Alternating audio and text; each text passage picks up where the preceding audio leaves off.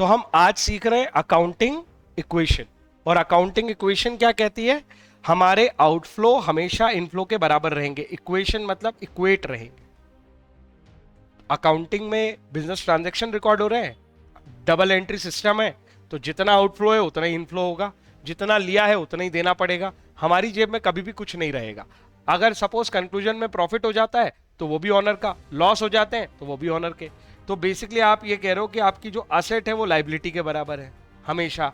पर लाइबिलिटी दो तरह की होती है, एक ऑनर की और एक बाकी लोगों की। ऑनर हमें कैपिटल देता है, हम पे कंट्रोल करता है। इसको समझो, ऑनर कौन सा बंदा है?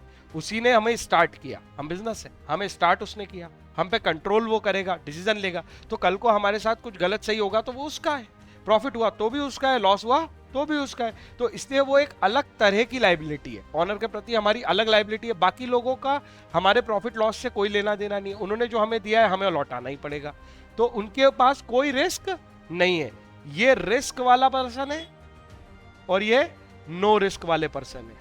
इन्होंने हमें पैसा दिया बिना रिस्क के, इनको तो हमें लौटाना ही है। उसने रिस्क उठाई है, कल को जो फाइनली हमारा कंक्लूजन बनेगा वो उसी को बिलोंग करेगा। रिस्क का मतलब है प्रॉफिट भी हो सकते हैं, लॉस भी हो सकते हैं, और वो उसको बियर। इसलिए हमने लाइबिलिटी को दो पार्ट में बांट दिया है। असेट को बांटने की जरूरत नहीं, वो तो सारी हमारी कंट्रोल में है ना। लाइबिलिटी हमारी कंट्रोल की चीजें नहीं है, हमें दूसरों ने दी है जो हमें लौटानी है। तो भाई वो ऑनर अलग है और अदर अलग है। अदर के साथ हमारा एंगल है कि भैया वो कोई रिस्क विस्क नहीं ले रहे हैं। ऑनर वो है जो रिस्क ले रहा है। कोई डाउट है? ऑनर वो है जो रिस्क ले रहा है, मतलब इसको प्रॉफिट और लॉस बिलोंग करते हैं। बाकी लोगों को प्रॉफिट लॉस से कोई लेना देना नहीं है। बैंक से हम लोन लेके आए, उसको उसका ब्याज देंगे, उसका पैसा लौटा देंगे। क्या उसका हमारे प्रॉफिट पे राइट है? क्या वो हमें कंट्रोल करता है? नहीं। लेकिन ऑनर वो हमें कंट्रोल करता है, और कल को प्रॉफिट या लॉस होंगे तो वो उसी को बिलोंग करेंगे। हमारी कोई जेब नहीं है, हम तो इक्वेशन पे हैं, इक्वालिटी पे। आई होप ये कंसेप्ट जैसा समझ में आ रहा है। आगे देख, अगर मैं इसको फिर इलॉबरेटेड फॉर्म में लिखूं तो मैं इसे लिखूंगा, तो याद है ना ऑनर की लाइबिलिटी का नाम क्या रखा था हमने कल? कैपिटल। उसका और हमारे हिसाब का नाम है कैपिटल। तो कैपिटल प्लस लाइबिलिटी। ये जो लाइबिलिटी लिखी है अब ये अदर वाली बची, क्योंकि ऑनर की तो अलग लिख दी ना। तो ये दोनों लाइबिलिटी के दो पार्ट थे, एक इंटरनल और एक एक्सटर्नल। ये वाला पार्ट इंटरनल है और ये है एक्सटर्नल। तो दोनों लाइबिलिटी टोटल लाइबिलिटी हो गई। ये दोनों को मैं क्या बुला सकता हूं? Total liability. तो total liability equals to total asset. कोई दिक्कत है क्या? अब कल मैं एक चीज सिखा रहा था जो मैं फिर से सिखाता हूं। एक हमारा ऑनर है, ऑनर ने बिजनेस को स्टार्ट किया तो उसने इसे फंड दिया। सपोज इसने इसे कैश दिया 10,000 रुपए, और ये इंफॉर्मेशन हो गई अमाउंट इन्वेस्टेड बाय ऑनर ₹10,000। इसे मुझे अकाउंटिंग इक्वेशन में लिखना है, asset equals to capital plus liability. तो जब भी हमें कोई इंफॉर्मेशन मिलती है हम उसके अंदर से सबसे पहले कैटेगरी ढूंढना शुरू करते हैं। इसीलिए हमने कैटेगरी पढ़ी है। पहले तो इंफॉर्मेशन पढ़ते हैं और इसे समझते हुआ क्या, हम बिजनेस है, हम बिजनेस है और हमें 10,000 रुपए मिले हैं। किससे मिले हैं? ऑनर से। जब पैसे मिले तो हमारे मन में फील आना चाहिए कि पैसे मिले, ऑनर से मिले, तो एक फील तो आ गया कि सर कैपिटल नाम की कोई चीज है। हाँ या ना?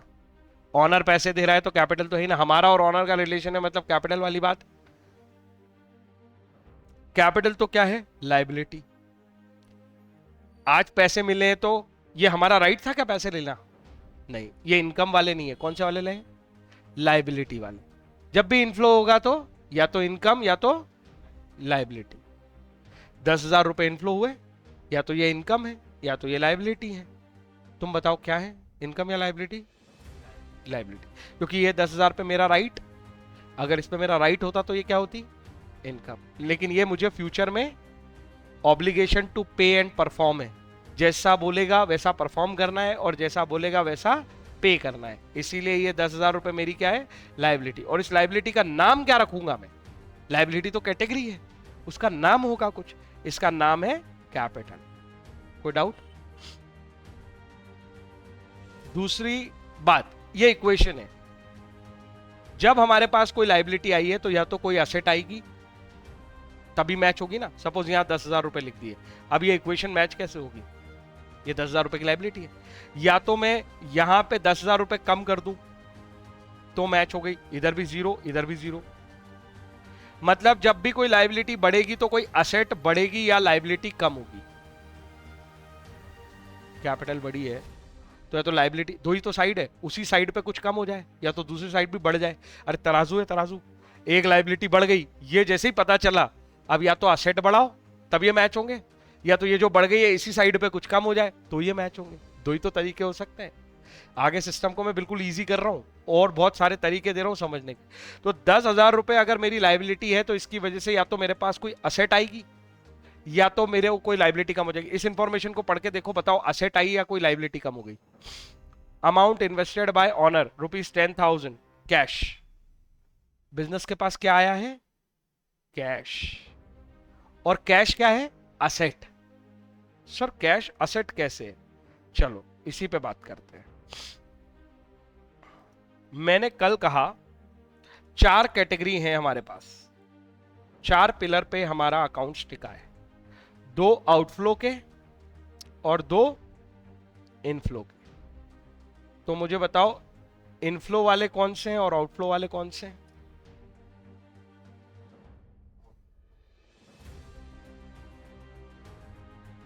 बार बार यही करना है। आउटफ्लो वाले हैं असेट और एक्सपेंस, इनफ्लो वाले हैं लायबिलिटी और इनकम। मैं पहले बात करता हूं असेट पे। आज मैं कुछ एग्जाम्पल का सपोर्ट दूंगा ताकि क्वेश्चन जैसी आए वैसी आसान हो सके। असेट का सबसे एग्जाम्पल है, पहले तो मीनिंग सोचो। असेट का मीनिंग था future right, future control, future ownership, future benefit. 4 चीजें, राइट, कंट्रोल, ऑनरशिप, बेनिफिट। किससे रिलेटेड? फ्यूचर से रिलेटेड। ऊपर लिखा आपने चार्ट में, याद आ गया? मैंने इसलिए बहुत शॉर्ट में लिख दिया इसमें। इसके एग्जाम्पल क्या है सर असेट के? तो कोई बिजनेस हो, सपोज मेरा बिजनेस है, पढ़ाता हूं मैं,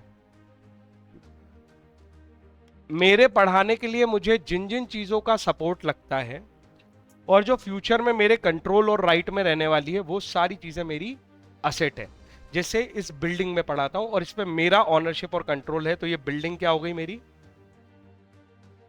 लेकिन अगर ये बिल्डिंग रेंट की होती तो ये मेरी असेट, मेरा कंट्रोल और राइट होना।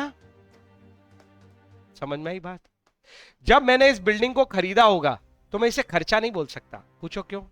क्योंकि ये मैंने पूरा बेनिफिट ले लिया इसलिए पैसे दिए, ऐसा है क्या? नहीं, ये पैसे देके इस बिल्डिंग पे मेरा राइट और कंट्रोल बन रहा है, इसीलिए ये बिल्डिंग मेरी क्या हुई? असेट हुई। अंतर समझ में आया कि नहीं आया? बिल्डिंग को खरीदते समय तुमने पैसे दिए, आउटफ्लो किया, उस आउटफ्लो की जरा नेचर पकड़ के देखो। उस आउटफ्लो से तुम्हें फ्यूचर में राइट, बेनिफिट, कंट्रोल मिल रहे हैं या तुम्हारे ऊपर ऑब्लिगेशन आ गई थी इसलिए तुम पैसे दे रहे हो? इसलिए उस आउटफ्लो से क्या बनी थी? असेट। और इस बिल्डिंग का, असेट का नाम क्या रखूंगा मैं? बिल्डिंग। एक तो ये आइडेंटिफाई हो गई असेट है, और उसका नाम, कैटेगरी आइडेंटिफाई हुई, उसका नाम क्या रखना पड़ेगा? बिल्डिंग। अच्छा, ऐसे ही मेरे पास ये टेलीविजन है, तो ये टेलीविजन मैं यूज करता हूं मेरे बिजनेस में अर्न करने के लिए, इस पे भी मेरा ऑनरशिप, इसको जब खरीदा होगा तो क्यों खरीदा? इससे फ्यूचर पे राइट, बेनिफिट, कंट्रोल आ गया मेरा। ये भी मेरा ऑब्लिगेशन टू पे की वजह से नहीं खरीदा है, राइट, कंट्रोल की वजह से खरीदा है। पर्पस से समझ में आएगा आउटफ्लो के कि वो असेट है या एक्सपेंस। तो फिर टीवी भी क्या हो गया मेरा? बैठे हो, फर्नीचर, ये सब मेरे टूल्स जो है, इनको लैपटॉप वगैरह बोलते हो तुम, लेकिन इसको कायदे का नाम पता है क्या होना चाहिए? Plant and machinery. मेरे बिजनेस की प्लांट मशीनरी है। कोई गाड़ी चलाता हो, ट्रांसपोर्ट का बिजनेस करता हो, उसकी प्लांट एंड मशीनरी व्हीकल है। प्लांट एंड मशीनरी का मतलब ऐसा कोई इमेजिनेशन नहीं कि ये प्लांट होता है, ये मशीन, वो टूल जिनसे तुम बिजनेस करते हो, ये मेरे किस में आ जाएंगे? प्लांट एंड मशीनरी में आ जाएंगे। तो building, TV, furniture, plant and machinery, ये सब क्या होते हैं मेरे असेट। इन पे मेरा ऑनरशिप है, कंट्रोल है, राइट है। क्या बताओ, मेरे बिजनेस में अगर कोई कैश है, कहां से आया छोड़ो, वो तो जहां से भी आया हो, उधार लाया हूं बैंक से, मैंने लगाया हो, पर मेरी क्लासेस के पास, शंभू कॉमर्स क्लासेस के पास क्या है, कैश। तो उस कैश को शंभू कॉमर्स क्लास क्या बोलेगी, इस पे मेरा राइट है, कंट्रोल है, ऑनरशिप है। तो जब भी बिजनेस के पास कैश होगा, बिजनेस उसको किस में रखेगा, असेट। वो कहां से आया, अगर उसने कमाया होगा तो इनकम की वजह से आया, और अगर उसने कहीं से लिया है जिसे वापस करना है तो लायबिलिटी की वजह से आया। क्रेडिट कोई ना कोई रीजन होगा उसका, पर वो असेट है, वो डेबिट है, तो उसका कोई क्रेडिट रीजन होगा जब भी आएगा वो। कोई डाउट है क्या इसमें? तो कैश इसलिए हमेशा क्या होगी, मेरी असेट। अगर मेरे पास बैंक में पैसे जिसमें मेरा राइट, कंट्रोल और बेनिफिट है, वो भी क्या होगी मेरी, वो कहां से आई वो छोड़ो, है तो वो क्या है, असेट। इनकम की वजह से भी जनरेट हो सकती है और लायबिलिटी की वजह से भी जनरेट हो सकती है। कोई दिक्कत है क्या? Building, TV, furniture, plant and machinery, cash, bank, कोई दिक्कत है इसमें?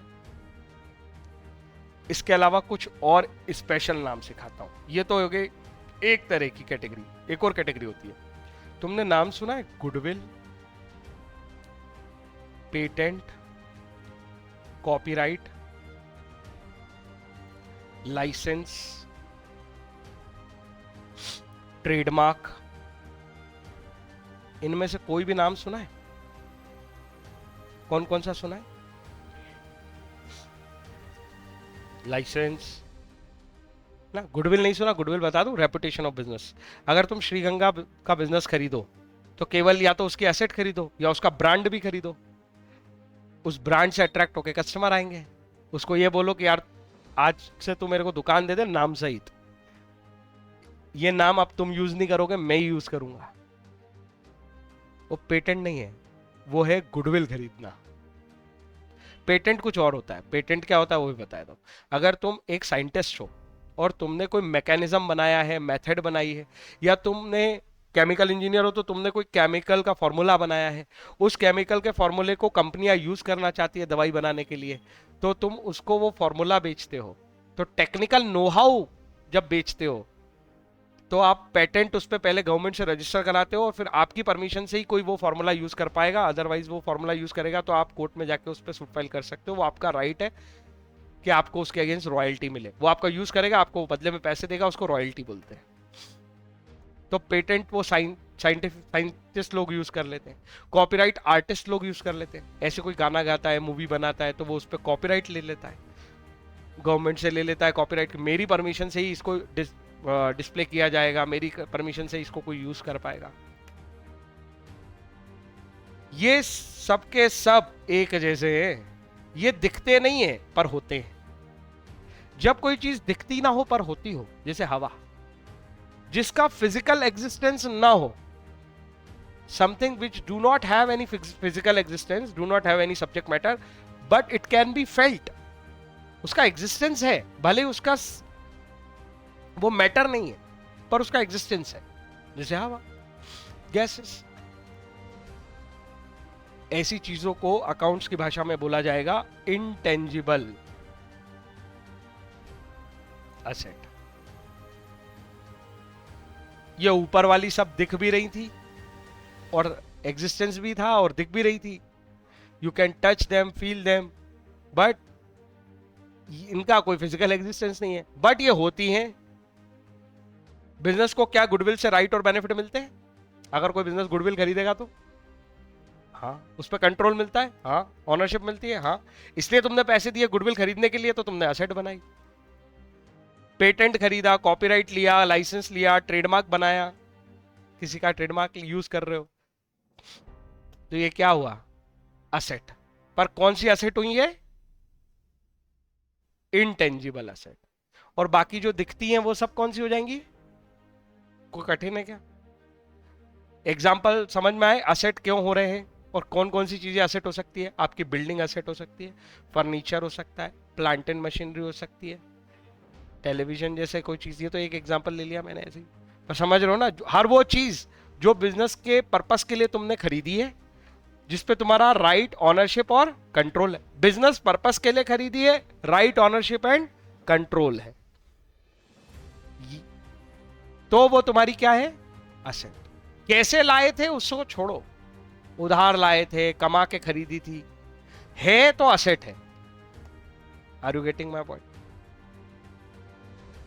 और होती हैं, पर वो नाम अभी समझ में आएंगे, पर मैं यूज करूंगा धीरे धीरे, इसलिए पहले से लिख के रख देता हूं।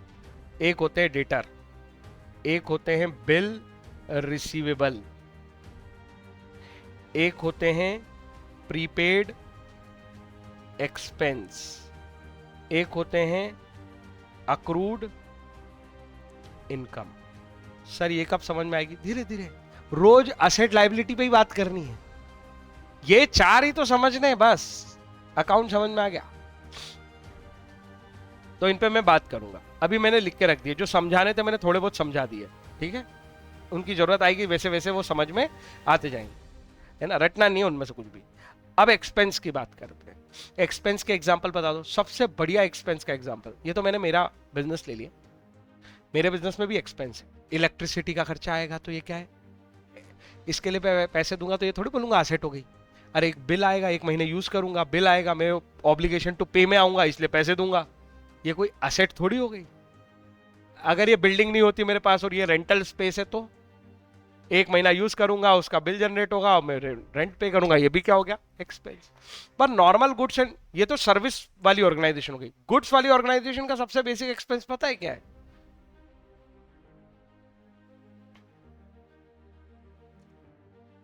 अगर तुम ऐसा बिजनेस करते हो फर्नीचर का, तो तुम रॉ मटेरियल खरीद के लाते हो, वो क्या है, एक्सपेंस। फिर तुम वर्कर से काम कराते हो, उसको देते हो वेजेस, सैलरीज, ये भी क्या है, एक्सपेंस। क्या इनसे असेट बन रही है? क्या फ्यूचर के राइट, कंट्रोल, बेनिफिट ऐसा कुछ आ रहा है? तो ये सब एक्सपेंस। बिजनेस में आउटफ्लो है बिना असेट बनाए, ऑब्लिगेशन टू पे की वजह से, तो ये क्या हुए, एक्सपेंस। और कौन से नाम हो सकते हैं सर? देखो एक नया नाम बताता हूं, फ्रेट, कार्टेज, ट्रांसपोर्ट। ऊपर के दोनों भी, कार्ट्रिज वर्ड गलत हो दिया, कार्टेज।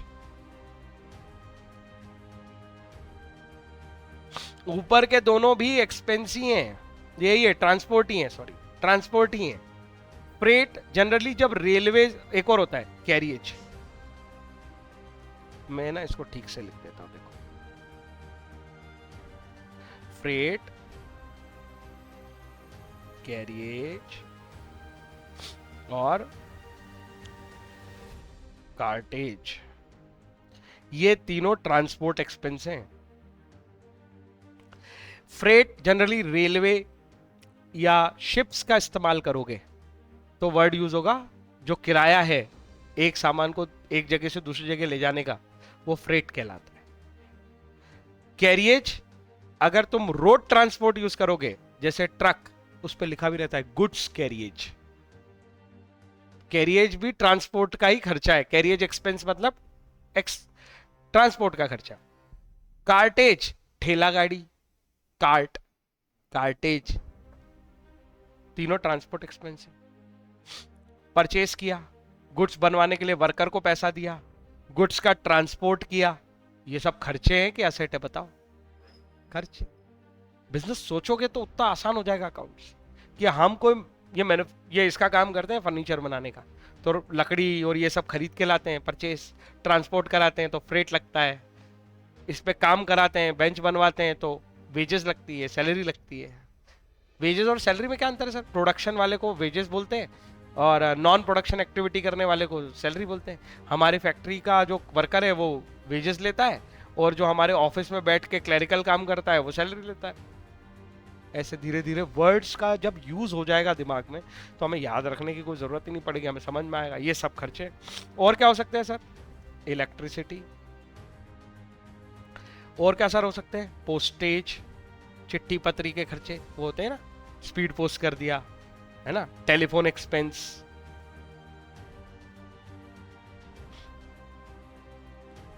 इसकी कोई लिमिट थोड़ी है। स्टेशनरी, सोचते जाओ बस तुम, है ना। तो इसलिए एग्जाम्पल से याद नहीं करना है, उसको समझना है कि हम किस कैटेगरी को एक्सपेंस बोलते हैं। परचेज, फ्रेट के खर्चे। लेकिन अगर मैंने बिल्डिंग खरीदी, अगर मैंने कैश है मेरे पास, तो इसको मैं एक्सपेंस थोड़ी बोलूंगा, असेट बोलूंगा मैं। क्या ये दोनों बातें अच्छे से समझ में आ रही है? असेट और इसमें अंतर समझ में आ रहा है? असेट टेंजिबल भी होती है, इंटेंजिबल भी होती है, और ये कैटेगरी तो अभी पूरी बाकी है। और इसमें सबसे इंपॉर्टेंट असेट है स्टॉक। मैं इस पे बहुत डिटेल में बात करने वाला हूं। स्टॉक पता है किसको बोलते हैं? नहीं नहीं, वो तो शेयर्स होते हैं।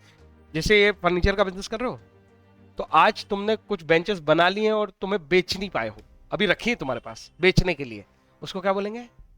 स्टॉक पड़ा है। Unsold goods, stock is nothing but unsold goods.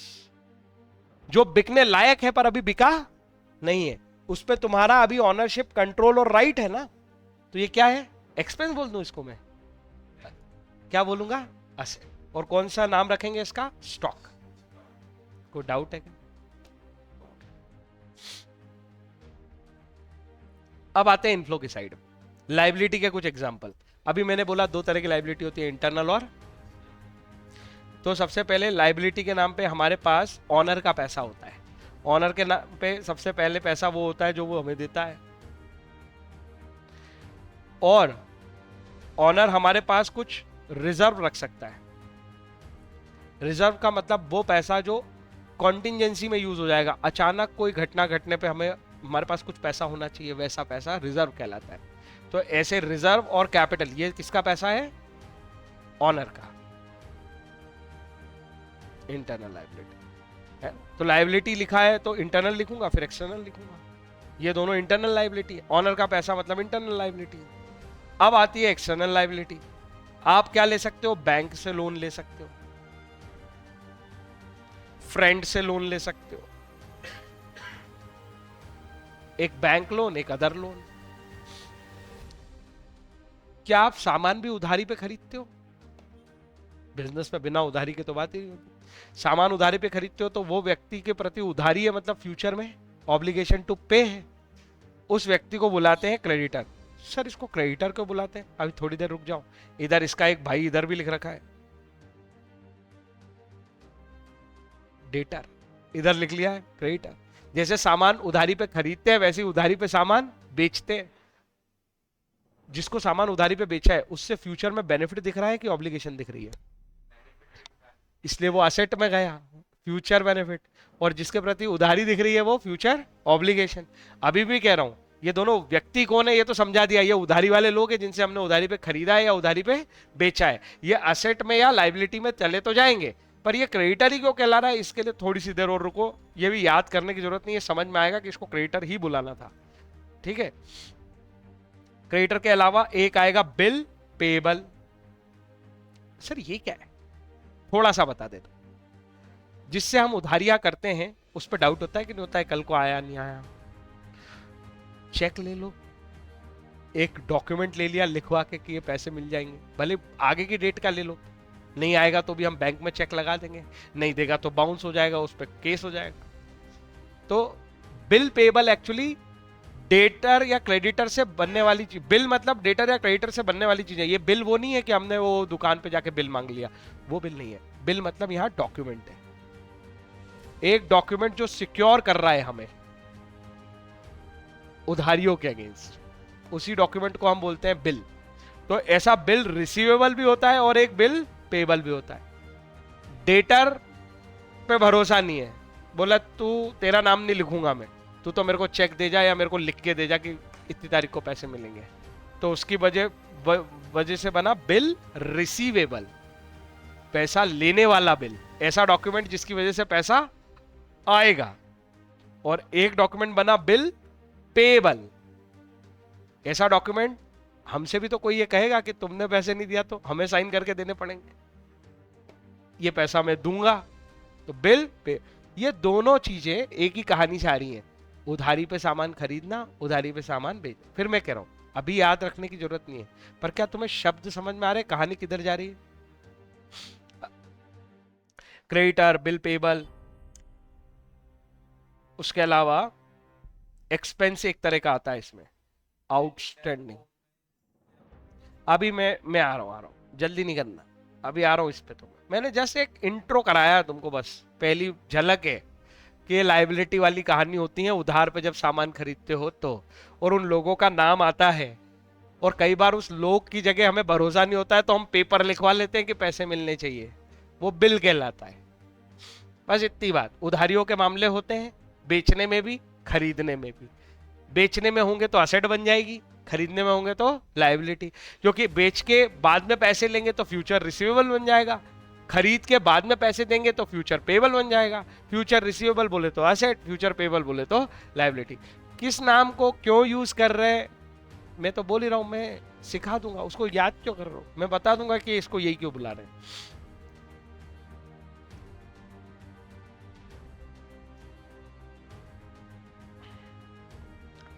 अब चलो इनकम के एग्जाम्पल पे आते हैं। इनकम, इनकम सबसे सिंपल इनकम मेरे जैसे लोगों के लिए फीस। अगर मैं सर्विस ऑर्गेनाइजेशन हूं तो फी जो रिसीव हुई वो, अगर मेरा बिजनेस किसी चीज की फी पे करता है तो वो तो एक्सपेंस हो जाएगा, मेरा बिजनेस फी रिसीव करेगा तो इनकम हो जाएगी। ऐसे ही मेरा बिजनेस अगर इंटरेस्ट पे करता है तो क्या हो जाएगा, एक्सपेंस। मेरा बिजनेस इंटरेस्ट पे करता है तो क्या हो जाएगा बताओ, तुमने लोन लिया उस पर ब्याज दिया तो इंटरेस्ट क्या है, एक्सपेंस है। लेकिन अगर तुम्हें इंटरेस्ट मिला, सर इंटरेस्ट कैसे मिलेगा, अगर मेरा बिजनेस इन्वेस्टमेंट करेगा तो उसे इंटरेस्ट मिल भी तो सकता है, हाँ या ना। ऐसे ही मेरा बिजनेस अगर डिस्काउंट देता है तो लॉस है ना, it's a type of expense, loss. देखो एक्सपेंस के साथ हमेशा लॉस होते हैं, इनकम जैसे ही हमेशा गेन होते हैं। ऐसे ही मुझे डिस्काउंट मिला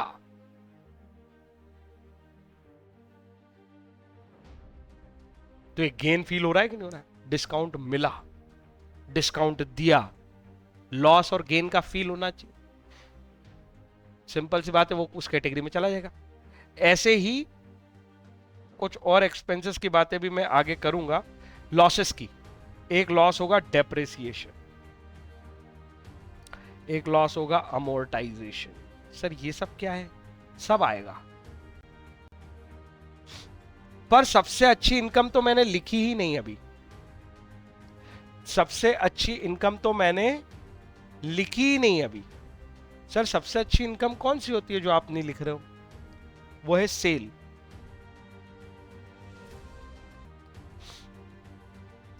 असेट मतलब, फिर से इमेजिनेशन करो, राइट मैंने शॉर्ट में लिखा है पर तुम उसे इमेजिन करो क्या क्या लिखा है। हाँ, राइट्स, कंट्रोल, ऑब्लिगेशन, ऑब्लिगेशन नहीं है, ऑनरशिप और बेनिफिट।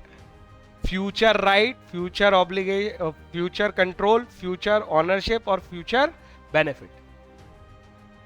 जिस जिस चीज से मिले वो तुम्हारी क्या है, असेट। ये मत सोचो कहां से आया, केवल इतना सोचो कि अगर तुम्हारे पास बिल्डिंग है जिसपे तुम्हारा कंट्रोल है, राइट है, ऑनरशिप है, तो वो तुम्हारी क्या है, असेट। बिजनेस में यूज हो रही है, तुम्हारा कंट्रोल है, राइट है, तो असेट। तुम्हारे पास कैश है तो तुम्हारे पास क्या है, असेट।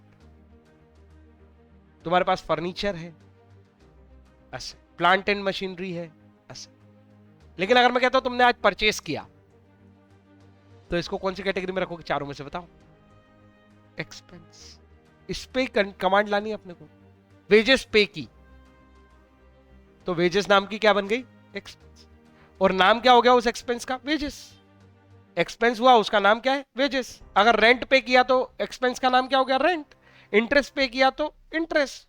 अगर तुम्हारे पास कोई असेट आई उसका नाम मैं कह रहा हूं, तुम्हारे पास पैसे आए तो तुम्हें ये रिकॉग्नाइज करना पड़ेगा, पैसे आना मतलब पैसे आ गए ना, अब तो मेरे पास है ना, तो मेरा कैश है। Are you getting my point? Income expense, ये लाइबिलिटी में कोई डाउट हो? एक इंटरनल लाइबिलिटी हो ऑनर की, उसके दो तरह के पैसे होते हैं अपने पास, एक तो कैपिटल और एक रिजर्व। रिजर्व कुछ नहीं होता, प्रॉफिट इकट्ठा बनता जाता है, हम उसको इकट्ठा करते जाते हैं, उसको ऑनर निकालता नहीं है, बोले बिजनेस में ही काम आ जाएगा फ्यूचर में, इसको रिजर्व में रखते हैं।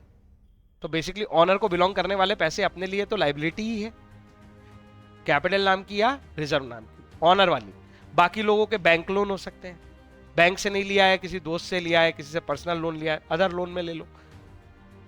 क्रेडिटर और डेटर, ये वाली कहानी पे मैं आऊंगा, पर पहले क्या ये चारों चीजें अभी बेसिकली कुछ समझ में आई है कि नहीं आई है?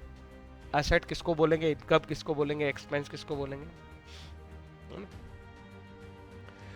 अब मैं फिर आता हूं मेरे एग्जाम्पल पे, वही पुराना एग्जाम्पल, फिर से एक ही एग्जाम्पल पे अपन काम कर रहे हैं। ये ऑनर था, ये बिजनेस था, इसने इसमें कैपिटल इन्वेस्ट किए ₹10,000 की, मुझे इसकी अकाउंटिंग इक्वेशन करनी है।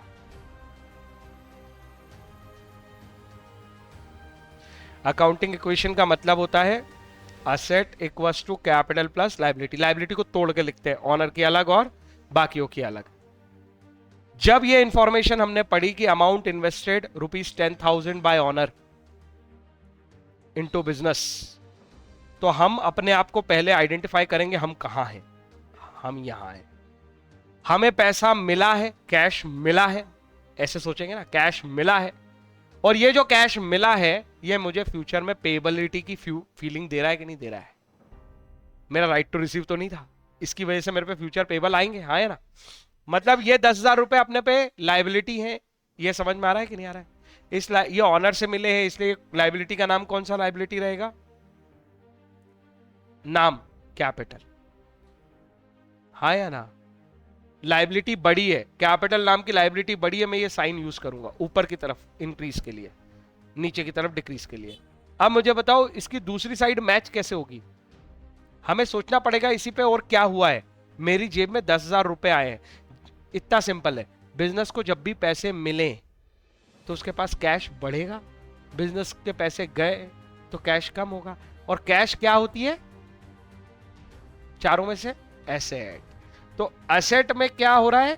कैश आ रहा है, पहला पहला ट्रांजैक्शन है, ऑनर हमें कैश देके गया है, तो इस पे हमारा कंट्रोल आ गया है ना, तो कैश बढ़ा है और कैपिटल भी बढ़ी है, तो इक्वेशन तो मैच होगी ना। 10,000 से कैश बढ़ेगा, 10,000 से कैपिटल बढ़ेगी। क्या ये कोई कठिन बात हुई करनी? एक इंफॉर्मेशन पढ़ के हमें ये पता चला 10,000 रुपए मिलने पे कि हमारे पास कैश बढ़ गया है और कैपिटल लाइबिलिटी भी बढ़ गई, क्योंकि ऑनर ये पैसे देके गया है। इसको हम ऐसे लिखते हैं और ऐसे प्रेजेंट करते हैं, तो ये अकाउंटिंग इक्वेशन हो जाती है। बहुत कठिन है तो बताओ, है ना? अच्छा, बिजनेस, हाँ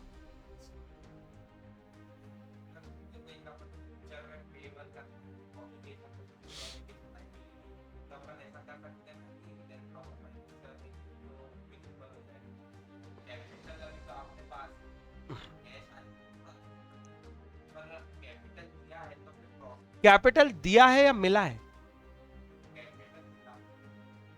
हम अपने आप को भूलेंगे नहीं कभी, कैपिटल मिला है, और ये जो मिला है इस पे अपना कोई राइट नहीं है, तो इसके लिए फ्यूचर में कुछ करना पड़ेगा, फ्यूचर में परफॉर्म करना पड़ेगा, पे करना पड़ेगा। मतलब ये 10,000 रुपए मेरी पक्का क्या है? लाइबिलिटी, और ये दूसरों से होती तो एल वाले में चली जाती, अदर लाइबिलिटी, पर ये किससे है लाइबिलिटी? मेरी ऑनर से, इसलिए वो कैपिटल में गई है।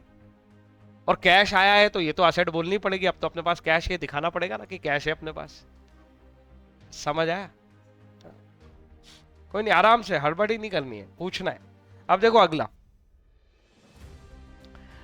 जनरली बिजनेस और क्या करता है सर? एक तो ऑनर उसको पैसा देता है यहां से, तो ये इसके बिना तो बिजनेस है ही नहीं, इसलिए पहला ट्रांजैक्शन तो मैंने वो सिखाया कि ऑनर अगर पैसा देता है तो बिजनेस के पास पैसा आया और ऑनर के प्रति लाइबिलिटी बनी तो कैपिटल बढ़ गई और पैसा भी बढ़ गया। मैच है।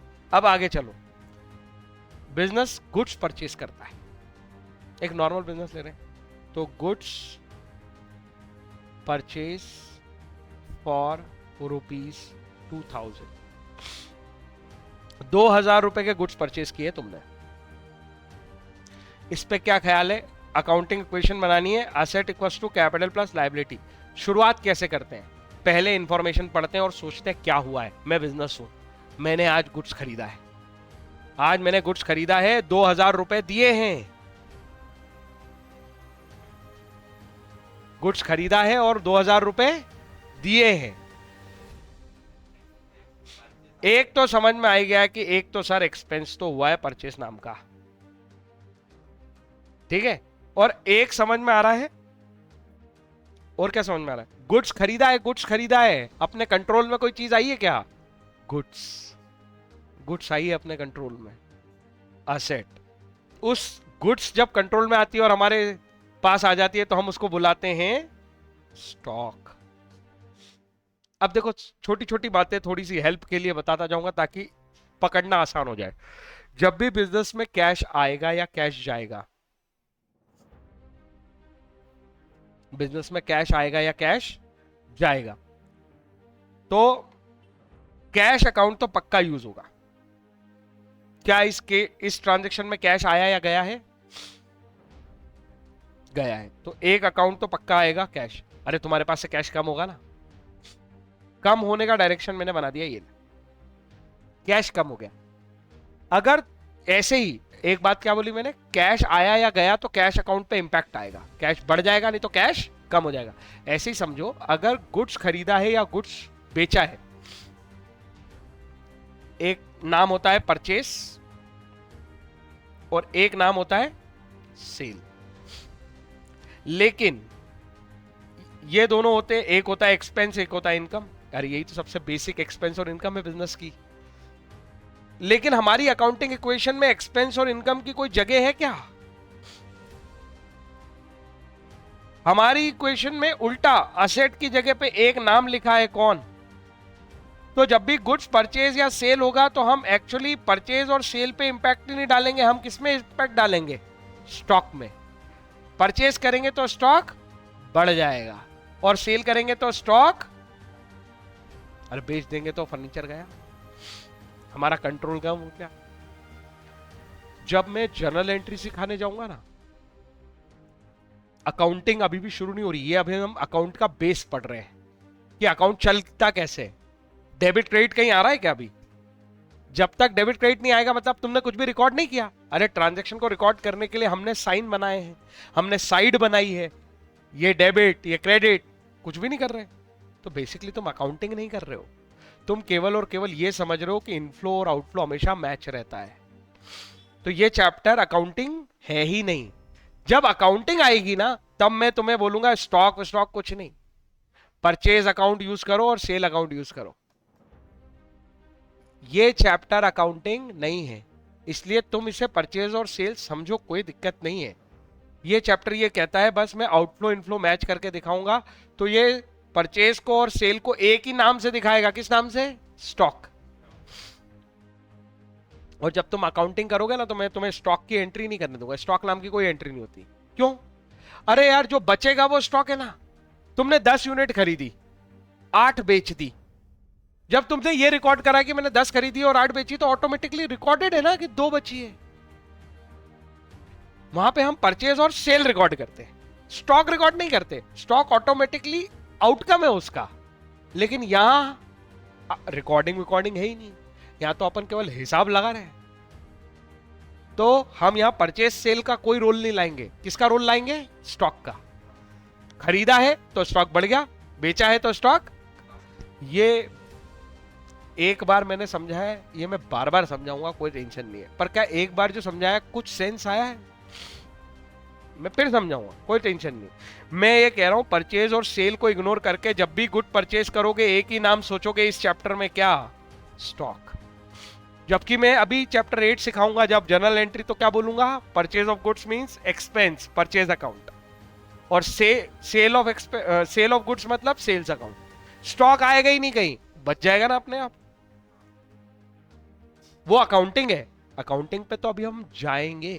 अभी तो बस हम देख रहे हैं कि अकाउंट सब्जेक्ट में होता क्या है, बिजनेस आखिर रिकॉर्ड किस ग्राउंड पे करता है। तो वो जब भी कुछ रिकॉर्ड करता है, ये चैप्टर ये सिखाता है कि वो न्यूट्रलिटी मेंटेन करता है। न्यूट्रलिटी मेंटेन करता है मतलब वो कहता है मेरा आउटफ्लो इनफ्लो बराबर है, किसी दिन पूछ लो मुझसे, मैं न्यूट्रल हूं, मैं बेईमान नहीं हूं। जो मेरे पास आया है वो जाएगा, जो गया है वो आएगा, कोई दिक्कत नहीं है इसमें। तो ये न्यूट्रलिटी की वजह से ये परचेज सेल नहीं यूज करेंगे जब भी गुड्स सेल या परचेज होगा, स्टॉक वर्ड यूज करेंगे। अब तुम कॉमन सेंस से सोचो, परचेज करने से स्टॉक बढ़ेगा या कम होगा? अगर हम गुड्स परचेज करके लाते हैं, मेरे पास 10 बेंच है, मैंने 3 और खरीदी, सोच के ही करना है, हड़बड़ाना नहीं है। मेरे पास 10 बेंच है, मैंने 3 बेच दी, 7 ही बचेगी। कॉमन सेंस से करना है, कुछ नहीं। इस इंफॉर्मेशन में मतलब 2 अकाउंट यूज होंगे। देखो, पैसा आया गया है तो कैश अकाउंट, गुड्स आया गया है तो समझ आया कि नहीं आया? पैसा आया गया है तो कैश, और गुड्स आया गया है तो स्टॉक। अब मुझे बताओ, इस इंफॉर्मेशन में पैसा भी आया गया है और गुड्स भी आया गया है, तो इसीलिए 2 नाम कौन से आने चाहिए? यस। अब मुझे बताओ, दोनों की ऊपर असर क्या है? पैसा गया है और स्टॉक बढ़ा है ना? पैसा कम हुआ है और स्टॉक बढ़ा है, इंक्रीज और डिक्रीज। अब मुझे बताओ, इन स्टॉक की कैटेगरी, स्टॉक क्या है? चारों में से क्या है? असेट और लाइबिलिटी लेके चल रहे हैं ना हम। स्टॉक के बारे में क्या ख्याल है? असेट है या लाइबिलिटी है अपनी? तुम्हारे पास स्टॉक पड़ा है, असेट, और कैश भी क्या होती है? दोनों असेट है। हाँ, सर लाइबिलिटी का कुछ हुआ ही नहीं। क्या इस इंफॉर्मेशन को पढ़ के तुम्हें लगता है तुम्हारे ऊपर कोई फ्यूचर ऑब्लिगेशन आई है? तुमने पैसे देके सामान खरीदने में फ्यूचर ऑब्लिगेशन क्या है बताओ? 2000 रुपए का सामान खरीदा, 2000 रुपए दे दिए, तो लाइबिलिटी हुई नहीं। ऑनर की हुई क्या? ऑनर के प्रति भी नहीं हुई, किसी और के प्रति भी नहीं हुई, तो कैपिटल और लाइबिलिटी पे कोई इंपैक्ट इसलिए आएगा ही नहीं। एक असेट बढ़ जाएगी और एक असेट कम हो जाएगी, और इधर कोई इंपैक्ट नहीं आएगा। अरे समझ में आया? यहां कैपिटल प्लस लाइबिलिटी पे, तो इक्वेशन को ऐसे इलॉबरेट करके लिख देते हैं। कैसे? इस ट्रांजैक्शन में 2 असेट मिली हमको तो दोनों के नाम लिख दिए, बाकी कुछ इंफॉर्मेशन नहीं मिली तो उसको सी और एल लिखा रहने दिया, कोई टेंशन नहीं। स्टॉक बढ़ा है कितने का? 2000 का, तो प्लस। अब कैश कम हुआ है, कम होने को कैसे लिखते हैं देखना। नहीं, ऐसे ब्रैकेट लगाने का मतलब ही है माइनस कर दिया है। इस तरफ तो कोई इंपैक्ट हुआ ही नहीं। बताओ, इक्वेशन में न्यूट्रलिटी है या नहीं है? तो हर ट्रांजैक्शन पे न्यूट्रल ही रहेगा बिजनेस, चाहे दोनों इंपैक्ट असेट में हो जाए। जब एक इंपैक्ट असेट पे था तो मैच होने के लिए या तो एक तरफ, जैसे कैश हमें पकड़ लिया कम हो गया है, तो या तो अब इसी को बढ़ जाए या तो फिर ये साइड नीचे आती। ये साइड पे तो कुछ हुआ नहीं, कैश कम हुआ तो स्टॉक आ गया। Imagination, imagination. समझ में आई बात क्या हो रहा है? इस चीज को केवल वेरीफाई करने के लिए चैप्टर बनाया है 5वां। अकाउंटिंग अकाउंटिंग कुछ नहीं है इसमें। हर ट्रांजैक्शन पे न्यूट्रलिटी रहती है, आउटफ्लो इक्वल्स टू इनफ्लो रहता है, इसलिए ये चैप्टर बना है। इस चैप्टर का पर्पस समझ में आ रहा है? कोई डेबिट क्रेडिट नहीं है। कोई डाउट है तो बताओ। बिल्कुल 2 सिंपल से एग्जांपल आज अपन ने पकड़े। पहले कौन सा पकड़ा? Capital invested bye honour. उसने 10,000 रुपए बिजनेस को दिए, मैंने तो कहा पैसा आए और जाए, एक अकाउंट पक्का आएगा। कौन सा? पैसे की बात हुई तो कैश की बात होगी। आएगा तो कैश बढ़ जाएगा, जाएगा तो कैश कम हो जाएगा। गुड्स आएगा जाएगा तो कौन से अकाउंट की बात होगी? स्टॉक। और अगर ऑनर से लेन देन हो गया तो कौन सा अकाउंट पक्का है? कैपिटल अकाउंट पक्का है। हमारे और उसके बीच जो एक ही रिलेशन है, क्या नाम है उसका? कैपिटल। 3 बातें समझाई आज बस मैंने, कुछ कठिन है? एक छोटा एग्जाम्पल और ले लेते हैं। Goods purchased on credit ₹1000। पहले सोचो आराम से, क्या हुआ है, मीनिंग समझो इसका। गुड्स खरीदा है, और काय पे खरीदा है? क्रेडिट पे खरीदना मतलब उधार खरीदा है, मतलब गुड्स हम आज ले आए हैं और पैसे हम बाद में देंगे। इस कहानी से क्या समझ में आ रहा है? एक चीज तो पक्का कर लो, गुड्स परचेज हुआ है तो अपने पास स्टॉक बढ़ेगा, हाँ या ना? क्योंकि ये वर्ड हमें दिख गया। क्या स्टॉक गुड परचेज करके 2 ही अंजाम तो हो सकते हैं, या तो पैसे दे आएंगे या तो उधारी कराएंगे। ये कौन सा केस है? उधारी करने का। अगर पैसे दे आते तो कौन सा अकाउंट आ जाता? कैश। पर इसमें तो कैश इंपैक्ट हुआ ही नहीं इस ट्रांजैक्शन में, पैसों की तो बात ही नहीं हुई, ना पैसे मिले ना पैसे दिए, तो कैश अकाउंट तो है नहीं। फिर क्या हो रहा है? एक प्रॉमिस दिया है कि फ्यूचर में पैसे दे देंगे। इस बात को क्या बोलेंगे हम? हाँ, आएगा, वो आएगा, अंदर से आएगा। अगर वो समझने लगेंगे तो वो मन खुद बताएगा कि अरे लाइबिलिटी है, लाइबिलिटी है। और लाइबिलिटी 2 तरह की होती है, इंटरनल और एक्सटर्नल। बताओ कौन सी वाली है ये? इंटरनल है या एक्सटर्नल है? एक्सटर्नल। इंटरनल तो केवल ऑनर की होती है, उसका नाम तो कैपिटल है। ये कोई और नाम की लाइबिलिटी है, एक्सटर्नल लाइबिलिटी है। इसका नाम क्या होना चाहिए सर? मैं उस व्यक्ति का नाम लिखूंगा जिसे मुझे पैसे देने हैं। उस व्यक्ति को क्या बुलाते हैं पता है? हम क्रेडिटर। सर इसको क्रेडिटर ही क्यों बुलाते हैं? चलो अभी एक के लिए लिख लो, अभी समझाता हूं मैं डेटर क्रेडिटर क्या है। क्रेडिटर, ये पर समझ में आया ना, ये लाइबिलिटी बनेगी और ये क्रेडिटर है। अब मैं asset equals to capital plus liability की इक्वेशन को इलॉबरेट करना चाहता हूं। असेट के नाम पे हमें इस ऊपर वाले डेटा में कितनी असेट मिली? नहीं, नाम क्या है उस असेट का? स्टॉक। तो असेट के कॉलम में नीचे हम क्या नाम लिख लेंगे? अब जब हमें स्पेसिफिक पता है तो उस नाम आ जाएगा। और कैपिटल के बारे में तो हमें कुछ पता नहीं है, लाइबिलिटी के नाम पे हमें कुछ पता है, उसका नाम क्या है? तो जिस नाम की लाइबिलिटी है वो नाम यहां लिख लेते हैं। ऐसे ये बढ़ती जाती है इक्वेशन। आ रही है मेरी बात समझ? हाँ। ना ना ना ना ना ना ना ना ना ना ना ना, रुक रुक रुक। अच्छा सवाल पूछा, गुड क्वेश्चन। ऐसा लगता है मेरे को। बता, प्लांट का मतलब क्या होता है?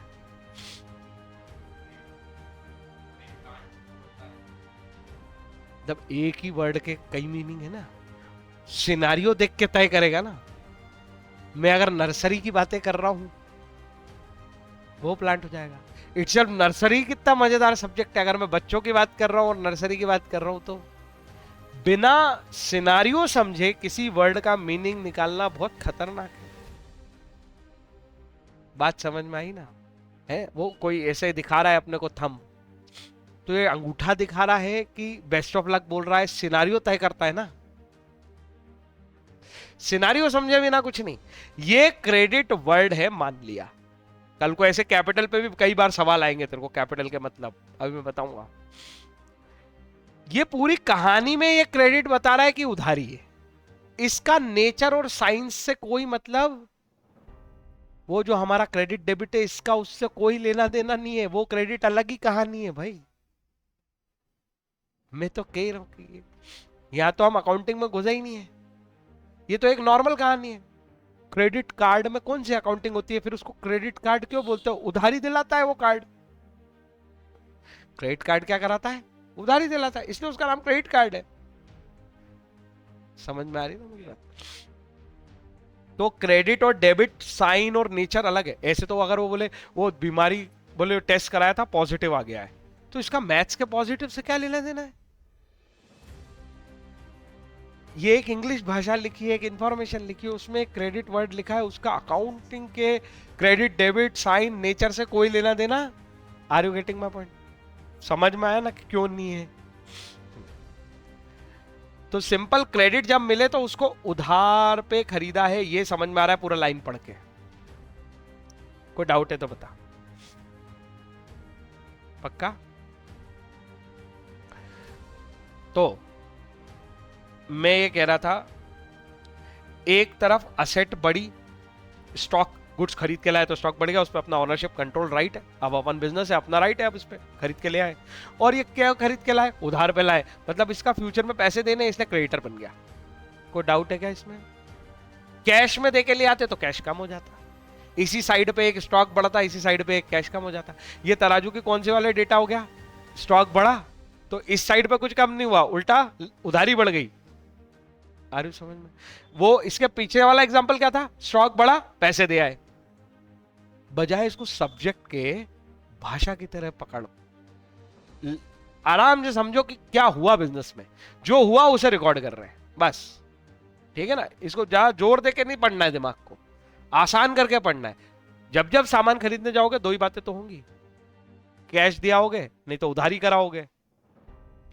स्टॉक बढ़ेगा, कैश दे दिया तो असेट पे ही एक नाम कम हो जाएगा, उधारियों का कोई सिस्टम ही नहीं था तो वो उधर सब जीरो बना रहेगा।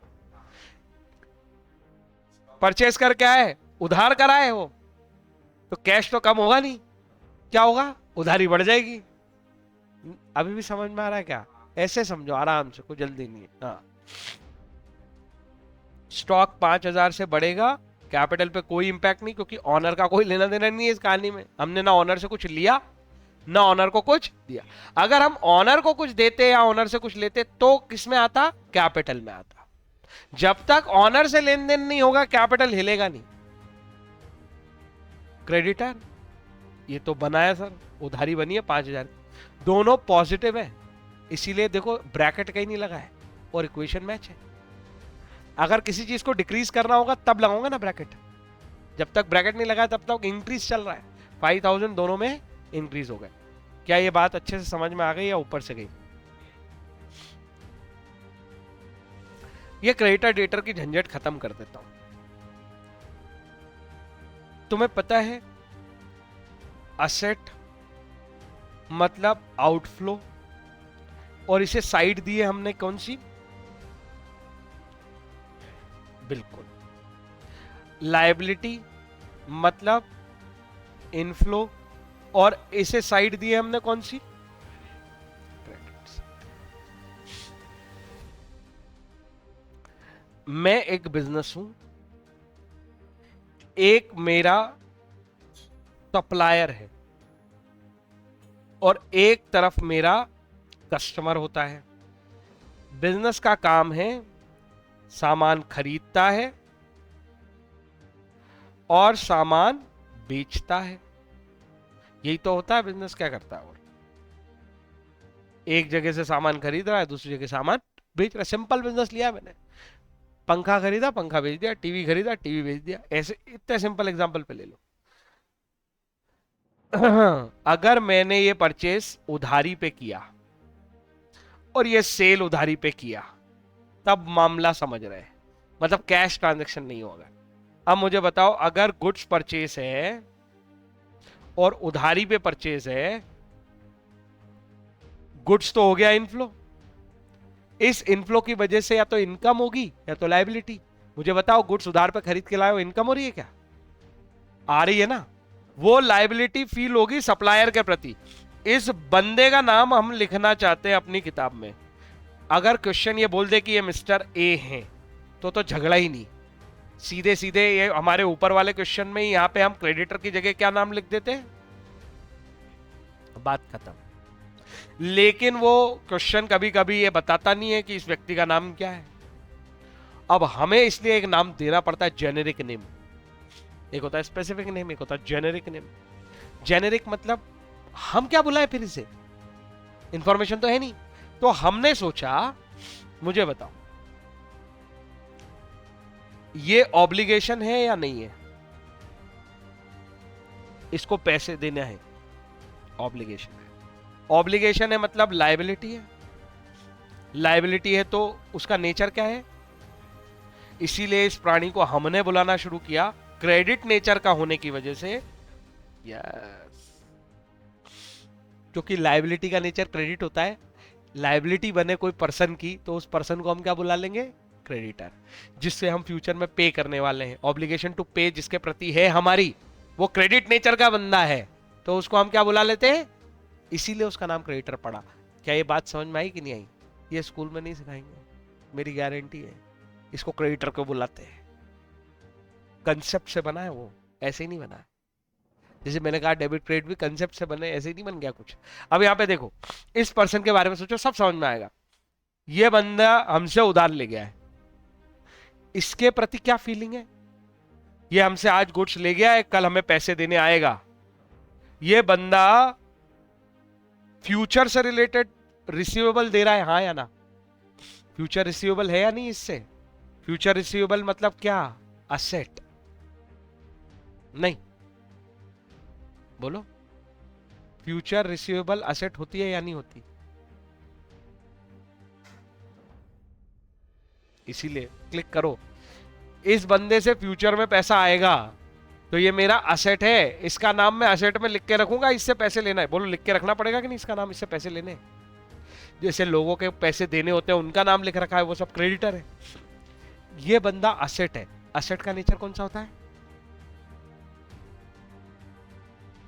असेट का नेचर यहाँ पे पॉजिटिव नेगेटिव है ही नहीं, अकाउंट्स में तो डेबिट क्रेडिट है। असेट का नेचर, ये अभी चेन बनाई थी देखो तुमने, असेट आउटफ्लो से रिलेटेड है, उसका नेचर क्या है? डेबिट। डेबिट है ना, अकाउंट्स में डेबिट और क्रेडिट नेचर है। लायबिलिटी का नेचर क्या है? हाँ, और असेट का नेचर क्या है? ये दिमाग को क्लिक करके देना चाहिए धड़ से, इसलिए तो कल सीखा हमने वो। तो अगर इसका नेचर डेबिट है, ऐसे व्यक्ति को बुलाएंगे डेबिट के साथ ओआर, डेटर। आया समझ के नहीं आया? जो क्रेडिट नेचर वाला है उसको बुलाया क्रेडिटर, जो डेबिट नेचर वाला है उसको बुलाया डेटर। किसी को उधार बेचते हैं तो उससे फ्यूचर में पैसे लेने हैं। क्रेडिट सेल से जो व्यक्ति बनेगा वो डेटर, और क्रेडिट परचेस से जो व्यक्ति बनेगा वो क्रेडिटर। परचेस से बनेगा वो, और जो सेल से बनेगा वो क्रेडिटर। क्यों बोल रहे हैं उसको? हाँ, फ्यूचर पेबल है उसके प्रति, और जिससे पैसे लेना है फ्यूचर में, फ्यूचर रिसीवेबल है। जैसे फ्यूचर पेबल का जस्ट अपोजिट है, जैसे फ्यूचर पेबल लायबिलिटी है वैसे फ्यूचर रिसीवेबल असेट। पक्की हो गई बात? देखो, आज जो हमने कैटेगरी लिखी थी उसमें असेट के एग्जाम्पल में क्या नाम लिखा था? मैंने इसीलिए कहा था अभी टेंशन मत लो, ये आएगा अपने आप। और लायबिलिटी के नाम में क्या नाम लिखा था?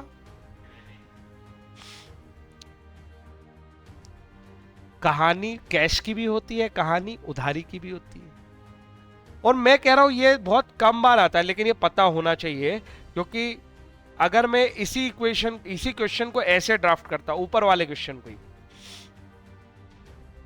Goods purchased for ₹1000 on credit from mister X. Mister X से हमने उधार पे 1000 के गुड्स खरीदे हैं। बीइंग अ बिजनेस, तुम्हारी फीलिंग बताओ क्या है? फीलिंग बताओ, बात छोड़ो। गुड्स खरीदे हैं उधार पे मिस्टर एक्स से, लायबिलिटी तो फील आई गई है। और ये किसका नाम लिखेंगे हम? मिस्टर एक्स का। क्या यहां मुझे क्रेडिटर लिखने की जरूरत है? नहीं है, क्योंकि मेरे पास क्या है? आ गया अपने पास। तो अगर ये नहीं होता, इतना मैं काट दूं, अब क्या करूंगा? नाम नहीं है उस बंदे का। अब आता है सवाल क्रेडिटर या डेटर। तो ये तो क्रेडिट वाली कहानी उधारी वाली है, इसलिए इस बंदे को क्या बुलाऊंगा? क्रेडिटर। नहीं आया समझ? कोई जरूरत नहीं बची ना मेरे को। मैं ऐसा क्यों बोलूं? जैसे एक बात होती है, मैं उज्जैन में रहता हूं, इतना स्पेसिफिक बोलूंगा तो मैं उज्जैन ही लिखूंगा ना। मैं एमपी में रहता हूं, अब मैं पता नहीं उज्जैन में रहता हूं या कहां रहता हूं, कैसे पता? कैटेगरी ब्रॉड हो जाती, category specific name. Are you getting? मुझे जब जितना स्पेसिफिक पता होगा उतना स्पेसिफिक लिखूंगा, क्योंकि मैं इसे रिकॉर्ड बनाना चाहता हूं, इस डेटा को इंफॉर्मेशन देनी है मुझे, तो जितना अच्छा लिखूंगा, मुझे पास इंफॉर्मेशन होगी तभी तो लिख पाऊंगा। तो मिस्टर एक्स की इंफॉर्मेशन है तो हम मिस्टर एक्स लिख लेंगे। अब देखो फिर से इस क्वेश्चन को अगर हम बनाए तो asset equals to capital plus liability. अब फिर से क्वेश्चन पढ़ो, जब भी दिख गया गुड्स, स्टॉक बढ़ा कि कम हो गया? स्टॉक एसेट है कि लायबिलिटी? बिल्कुल एसेट है, इस पे हमारा ओनरशिप कंट्रोल है, इस पे हमारे राइट है, किसी और के थोड़ी, हम खरीद के लाए, अब तो ये हमारा है, तो ये हमारी क्या है?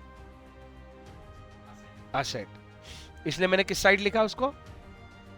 एसेट। कैपिटल पे कोई असर हुआ इस इंफॉर्मेशन से? इस हर ट्रांजैक्शन से थोड़ी ऑनर का लेना देना होता है, तो ऑनर तो अपना न्यूट्रल बैठा है, कैपिटल पे कोई असर नहीं आया। लायबिलिटी पे असर आया, एक नई लायबिलिटी बनी दूसरे की, क्या नाम उस लायबिलिटी का? नाम मिस्टर एक्स।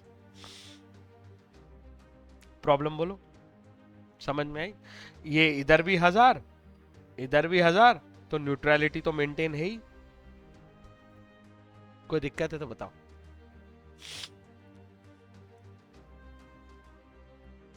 अब ज्यादा हो जाएगा, यहीं रुक जाते हैं इस पे।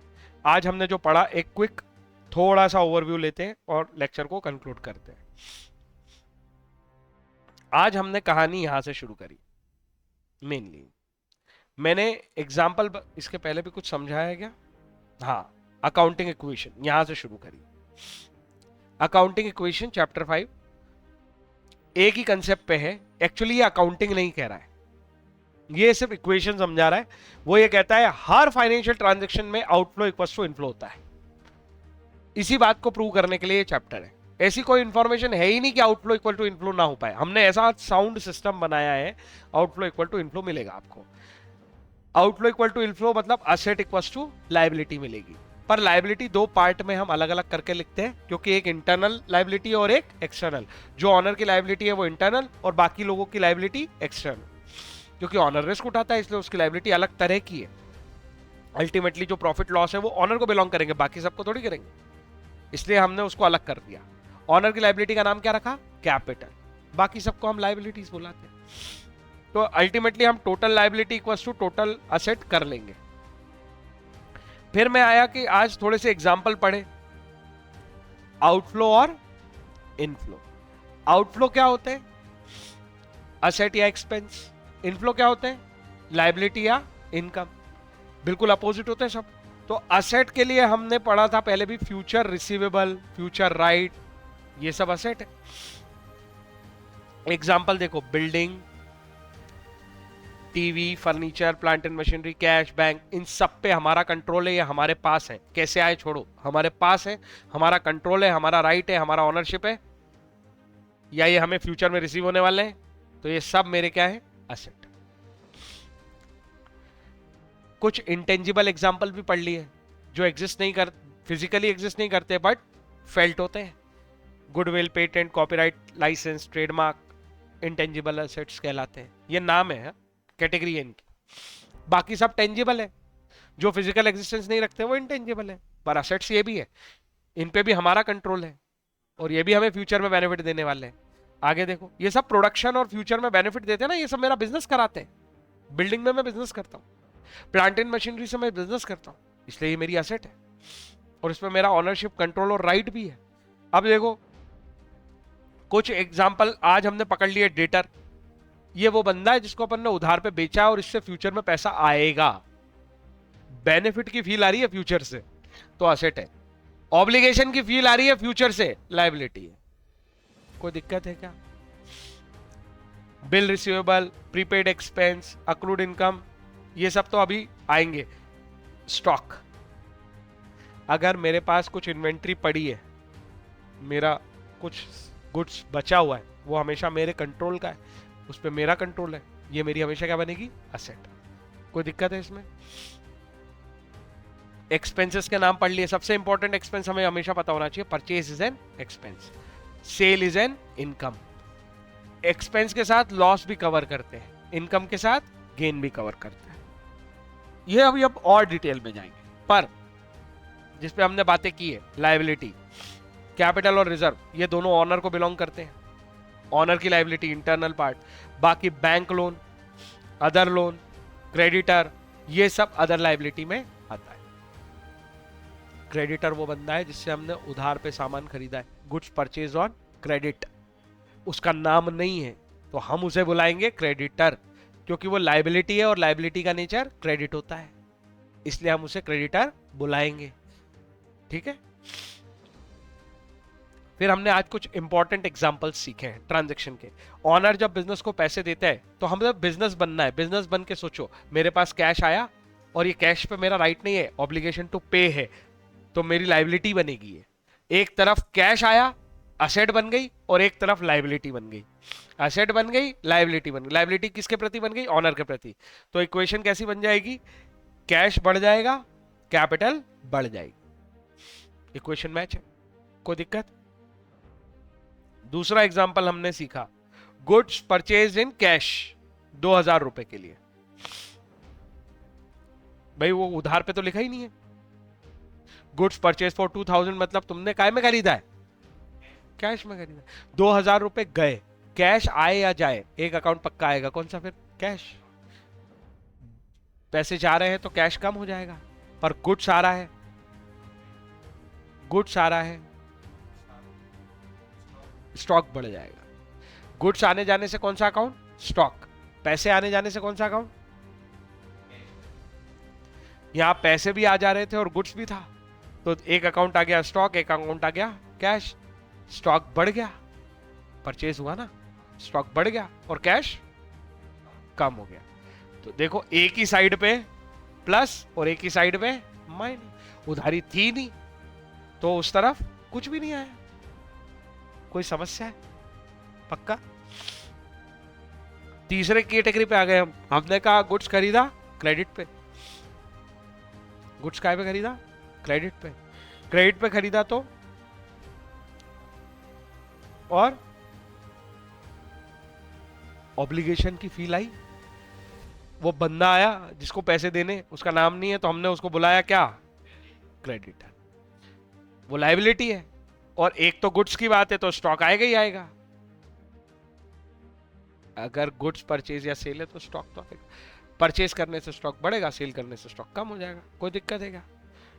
स्टॉक बढ़ गया एक तरफ लायबिलिटी बढ़ गई। अगर असेट बढ़ी है तो या तो दूसरी असेट को कम करा दो या तो लायबिलिटी को बढ़ा दो। अरे हाँ या ना? एक तरफ जब हमें पक्का हो गया कि असेट तो बढ़ गई सर, स्टॉक तो बढ़ गया, तो या तो पैसे दे दिए होंगे तो एक असेट कम हो जाएगी, नहीं तो कोई उधारी कर ली होगी तो लायबिलिटी बढ़ जाएगी। तराजू तो मैच ही रहना है। कोई दिक्कत है क्या?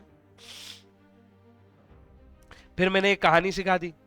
हम बिजनेस है, किसी से हम उधार लेते हैं तो ये लायबिलिटी वाली साइड हो गई और एक असेट वाली साइड हो गई। जो असेट है वो डेबिट नेचर की होती है, इसलिए वो लोग डेटर कहलाते हैं जिनसे हमें पैसे लेने हैं, और जिन्हें हमें चुकाने हैं क्रेडिट नेचर की। लायबिलिटी है क्रेडिट नेचर की होती है, क्रेडिटर। इससे ही बनाना इसे नाम, रटना नहीं। नेचर से नाम बने हैं वो। ठीक है, तो उधारी लेना, उधारी, ये सब वर्ड के चक्कर छोड़ो, असेट और लायबिलिटी पकड़ लो। अगर तुम्हें असेट लायबिलिटी समझ में आ गई तो उनके नेचर पकड़ना आना चाहिए। असेट डेबिट नेचर की, लायबिलिटी क्रेडिट नेचर की। Creditor debtor.